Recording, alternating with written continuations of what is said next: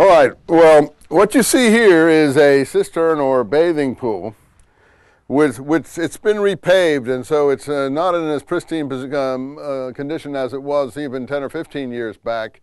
They've been doing some shoring up work, so it doesn't look exactly the same. But here is where they saw a crack in the steps of the cistern or the bathing pool.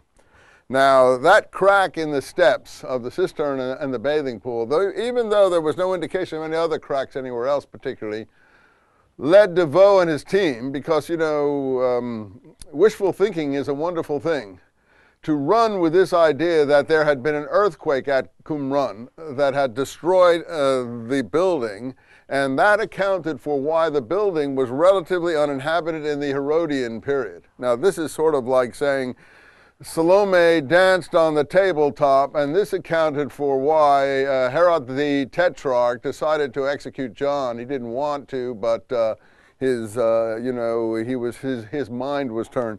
This is their explanation for the relative abandonment of Qumran in the time Herod was king under Roman sponsorship, from the time he stormed the temple in 37 BC to the time he died in 4 BC. Well, look here. How do we know there was a relative diminution in the habitation of Qumran? This is done through coin data. That is, the number of coins that are found, the dates on the coins, what are dropped here, what were found in the excavations. DeVoe did all the work here, and no one really has ever seen all of DeVoe's coins, and many are lost.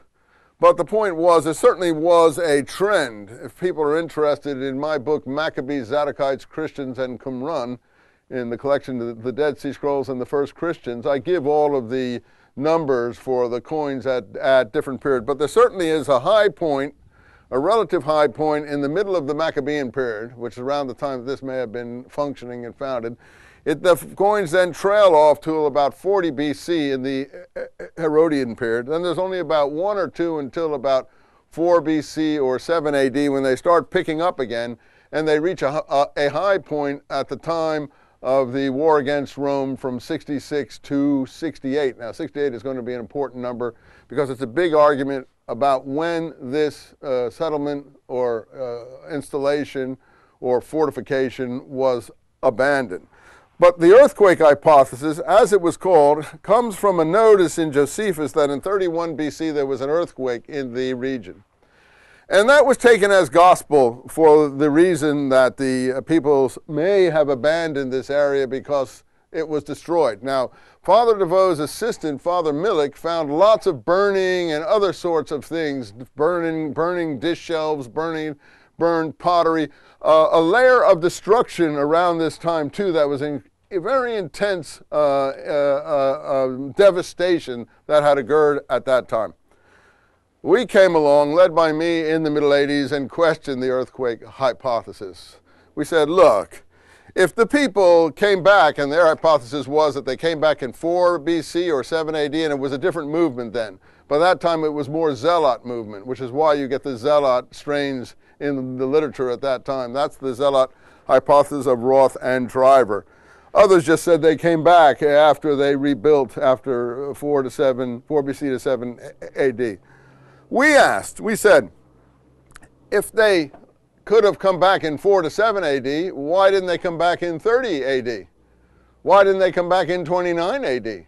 Why didn't they come back in 28 AD, in 27 AD? Surely they weren't so frightened. We live in California, I do. An earthquake doesn't frighten us all into the far hill ranges. People come back and they rebuild. But in addition, on the whole, these installations are not living installations. They are, in fact, communal installations. Mostly the people lived either in tents or lean-tos here on the plateau or up in the caves. There's a lot of indication of life in the caves, combs, pottery, different things like that shows they used the caves for both habitation and storage, and they also lived here outside these communal buildings, which included perhaps a dining hall because dishes were found and things of that kind. So the question, was let out. Why didn't they come back earlier? And the answer that we gave, there were political reasons. Now, to understand the political reasons, you have to see this group as not anti-Maccabean, which was the